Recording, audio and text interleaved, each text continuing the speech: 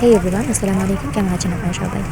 যেহেতু বর্তমানে শীতকাল চলতেছে, সেক্ষেত্রে আমি সবাইকে একটা রিকোয়েস্ট করতে চাই। সেটা হচ্ছে আপনারা অনুগ্রহ করে রাত্রেবেলা জার্নি করবেন না।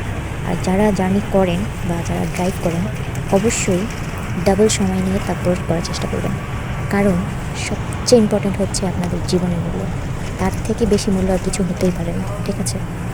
আমি আমার লাইফে অনেকবার রাতের বেলা জার্নি করেছি এবং শীতকালেও জার্নি করেছি, কিন্তু আজকে আমার যে কি ভয়ঙ্কর একটা অভিজ্ঞতা হয়েছে, যেটা আমি আপনাদের সাথে শেয়ার না করে আসলে থাকতে পারতেছিলাম না। এত পরিমাণে কুয়াশা, এক মুহূর্তের জন্য মনে হচ্ছিল আমরা হয়তো আর বাড়িতে ফিরে আসতে পারবো না। কিন্তু আল্লাহর রহমতে 1 ঘন্টার জার্নিংয়ে আমি ফিরে এসেছি।